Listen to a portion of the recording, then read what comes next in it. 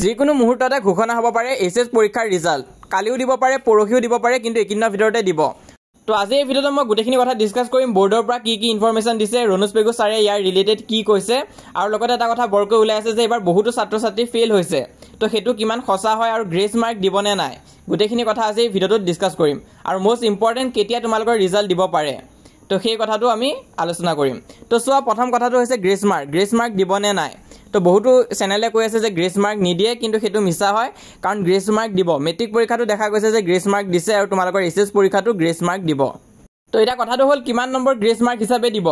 তো মই ইয়াৰ ওপৰত এটা ভিডিও আগতেও দিছিলো তাত গোটেইখিনি কথা বুজাই দিছিলো তো গ্ৰেস মাৰ্কৰ কোনো ধৰণৰ লিমিট নাথাকে কিছুমানে 6 মাৰ্কসো গ্ৰেস পাইছে কিছুমানে 8 মাৰ্কসো গ্ৰেস পাইছে আৰু দেখা গৈছে কিছুমানে 10 মাৰ্কসো গ্ৰেস পাইছে তো তোমালোকৰ যদি 10 মাৰ্কৰ কাৰণে যদি ফেল হোৱা চান্স আছে তেতিয়াও তোমালোকে নিশ্চিন্ত হ'ব পাৰা যে পাস কৰাই দিব যদিহে বাকিটা সাবজেক্টত তোমালোকে ভাল নম্বৰে পোৱা আৰু বহুতো এনেকুৱা খবৰ ওলাইছে যে মেট্ৰিক পৰীক্ষাত অন্যায় কৰিছে কিছুমানক গ্ৰেস মাৰ্ক দিছে কিছুমানক দিয়া নাই তো গ্ৰেস মাৰ্কত কিন্তু অন্যায় হোৱা নাই মই দেখা পাইছো যদি তোমালোকে থিওৰিত 1 পাইছা তেনেহলে তো গ্ৰেস মাৰ্ক নিদিবই কাৰণ তেতিয়া তোমালোকক পাস কৰিবৰ কাৰণে 13-12 নম্বৰ গ্ৰেস দিব লাগিব তো হেতু কিন্তু পসিবল নহয় কিন্তু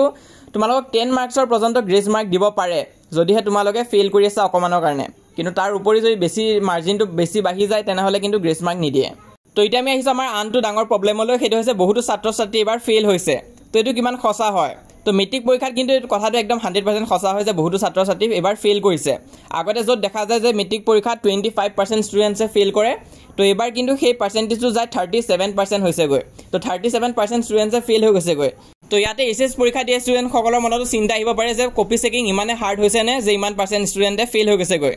তো হেতু কথা নহয় মেইন কথাটো হৈছে যে তোমালোকৰ আগতে থিওৰি আৰু এমসিকিউ দুটাত মিলাই পাস কৰিব লাগে কিন্তু আজিকালি থিওৰি আৰু এমসিকিউ দুটাত সেপাৰেটলি পাস কৰিব লাগে যাৰ ফলত বহুত ষ্টুডেন্টছে এমসিকিউত পাস হৈ গৈছে কিন্তু থিওৰিত ফেল হৈছে আৰু কথাটো হয়ও থিওৰিত কিন্তু এবাৰ অকমান চেকিংটো কাঢ়া কৰিছে আৰু কমেন্টসো তোমালোকে চাব পৰা কমেন্ট চালে তোমাৰ নিজৰে বেয়া লাগি যাব কাৰণ বহুত ষ্টুডেন্টছে কি কৰিছে এবাৰ ফাৰ্স্ট ডিভিজন পাইও ফেল কৰি গৈছে গৈ এই নতুন নিয়মটোৰ কাৰণে আৰু তোমালোকৰ যেহেতু তেনেকুৱা ধৰণৰ কোনো পাসিং সিস্টেম আহা নাই তো বেছি চিন্তা কৰিব নালাগে তো আহা বছৰৰ পৰা হয়তো আহি যাব কিন্তু এই বছৰ আহা নাই তো এই বছৰ তোমালোকে নিশ্চয় শুনি আছিলা নিউজতো দি আছিলে যে মেত তোমালোকৰ ৰিজাল্ট দিব আৰু এসএ বোৰ্ডৰ এখন মিটিংতো কোৱা হৈছিল যে মে মান্থতে তোমালোকৰ এসএস পৰীক্ষাৰ ৰিজাল্ট দিয়া কথা আছে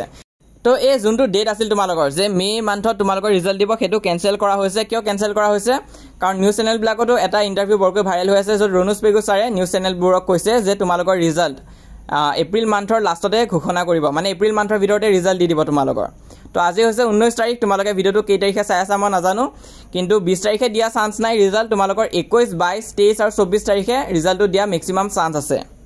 আৰু এটা কথা বৰকৈ ওলাইছে যে এসএ বোৰ্ডক তোমালোকৰ ৰিজাল্ট সোনকালে প্ৰিপেয়াৰ কৰি ল'ব দিছে মানে ইভ্যালুৱেচন গোটেইখিনি কামখিনি কমপ্লিট কৰিব দিছে তো হেতু শুনা যায় আছে যে 20 তাৰিখলৈ গোটেইখিনি কাম হৈ যাব তো তোমালোকৰ 21 22 23 আৰু 24 একিনৰ ভিতৰতে ৰিজাল্ট দিব পাৰে তো মেট্ৰিক পৰীক্ষাটো কি হৈছিল ইভ্যালুৱেচন কমপ্লিট হোৱাৰ তোমালোকৰ 3-4 দিন পিছতে ৰিজাল্টটো দি দিছিলে